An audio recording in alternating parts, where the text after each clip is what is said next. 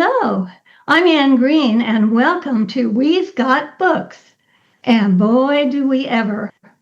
We are coming to you from the big sky country of the Dallas-Fort Worth area of Texas, where we have 4 distinct seasons, all of which can occur within the same day. I'll be your host for We've Got Books, and I'm excited to connect with you. I delight in telling you about my books, as well as interviewing other Christian fiction writers about their books. My goal is to introduce you to some great Christian fiction. I focus on getting to know authors, and I'll discuss fiction of different genres: suspense, romance, historical, mystery, women's fiction, and humor. Have you ever read a sensational book and wondered about the author? We'll sit around the table chatting to get to know each author and how his book was created. So sit back and enjoy this delightful ride into the literary world. Today, I'm interviewing Charlene Amsden. Thank you for inviting me to join you on your podcast. I love writing, talking about writing, and pretty much all things books. Well, Charlene, you're in the right place. Please tell us a little bit more about yourself. I'm married to a man I thank God for every single day. We have no children, but we are the domestic servants of a very entitled cat. We live on a small island in the Pacific Northwest. The address is Washington State, but we're actually closer to Vancouver, BC. Our neighbors include orca whales, bald eagles, and black foxes with silver tails. I visited that area, and it is stunningly lovely. Sounds like you live in an ideal place. So tell us something about yourself that few people know. I have lived in 7 different states: Idaho, Washington, California, Oregon, Montana, Nevada, and Hawaii. That also includes 3 islands: San Juan Island, which is in Washington State, plus Oahu and Hawaii Island, the one most people call the Big Island, in Hawaii. Well, you've moved around a great deal. Do I dare ask which state you like the best?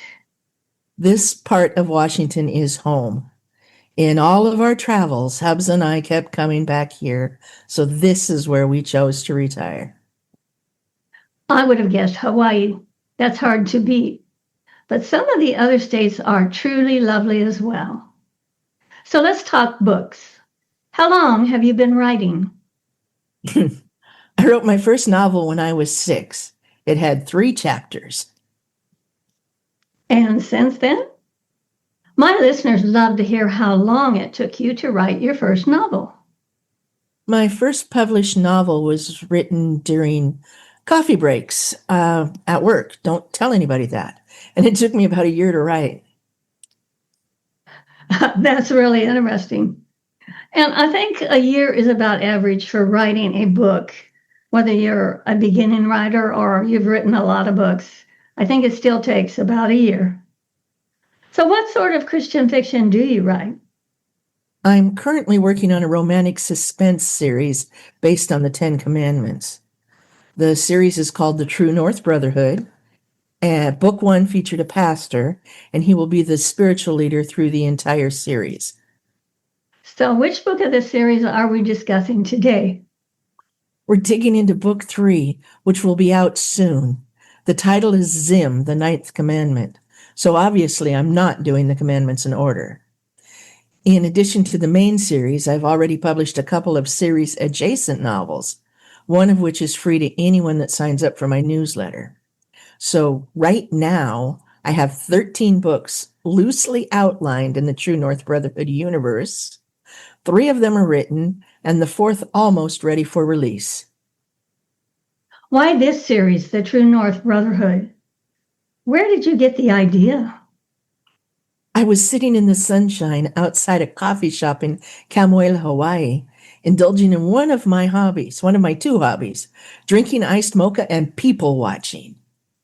A bunch of Harleys roared into the parking lot, driven by rough-looking guys.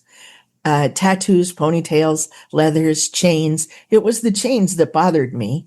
And I was wondering if I should get up and go back inside the mall. And the men gathered on a grassy area and formed a loose circle, and they put their helmets and gloves at their feet. One guy pulled a small book from his pocket and said, "Before I read today's devotion, let's pray." And this light bulb went off in my head, and in that instance, the True North Brotherhood was born.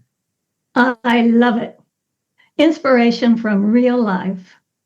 I have heard that many motorcycle gangs are formed by former military men who have served our country to the point of offering their lives. But others, of course, are not.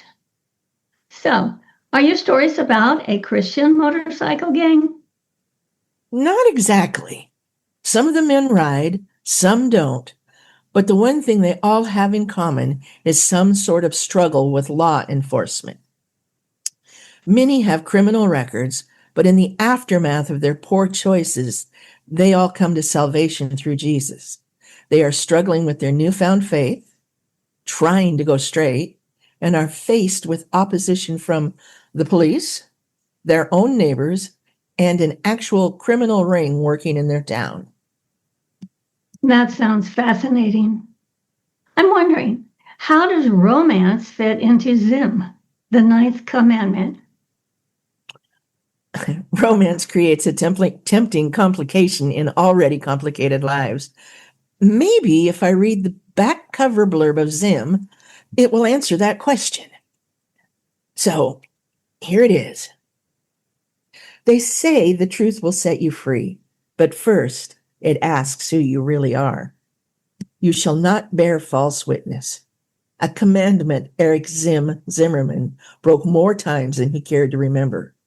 But that was before he walked away from law enforcement, before he surrendered his life to Christ. Now he's done living in the gray. Integrity is his only code now. No shortcuts, no half-truths, no lies. But when his former undercover partner turns up dead in the gully behind Cedar Haven Middle School, Zim lands square in the crosshairs. The cops are watching him, and the only man who can clear his name is silenced forever. To find the truth, Zim breaks his vow and dives back into the deep end, undercover. Dr. Sloan Tempest runs Cedar Haven Middle School with unwavering dedication, building it on order, accountability, and trust. She protects her students fiercely and demands open, honest communication. Her new janitor seems to struggle with the honest part. Yet when he steps up to help her unravel the mystery behind the student's strange behavior, her instincts urge her to trust him. Zim can't risk bringing Sloan into his confidence. The less she knows, the safer she'll be. But when this is over, will her trust remain? That sounds like a fantastic story. Our readers like to hear excerpts.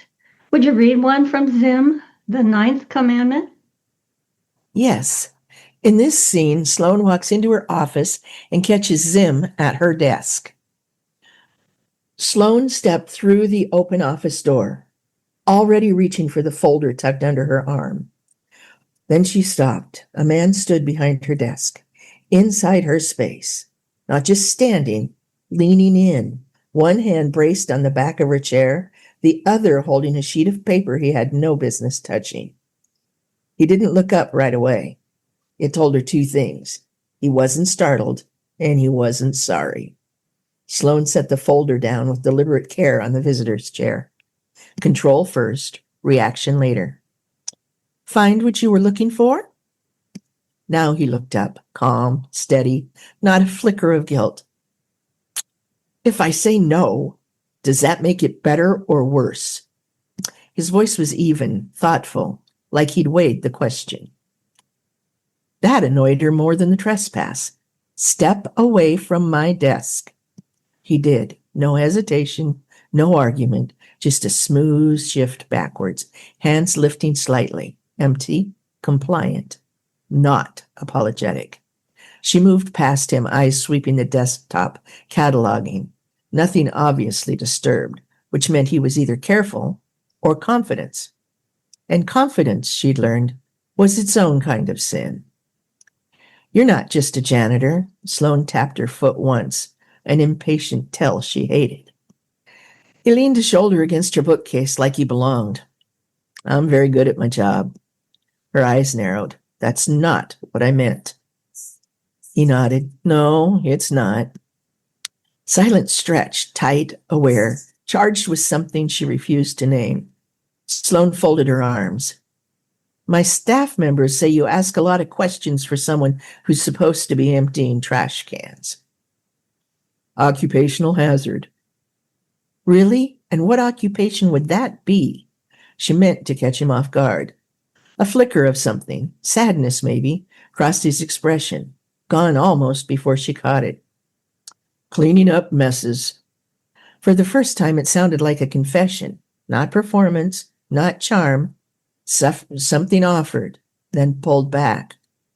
Her gaze sharpened. Then let me be clear about something, Mr. She stopped. The corner of his mouth tipped, not quite a smile, but it brought out the dimple in his cheek just the same. He held out his staff badge so she could read it. Eric Zim. You couldn't just tell me? I could have, but you don't seem to trust me. Sloane raised a hand in exasperation. How can I? You talk in riddles. He pushed off the bookcase. I've never lied to you. The words landed between them, careful, measured, like he'd learned the hard way what truth would cost if dealt too casually. Sloane took a step closer, close enough to see the steadiness in his eyes and the wall behind him. Not lying isn't the same thing as telling the truth. I know.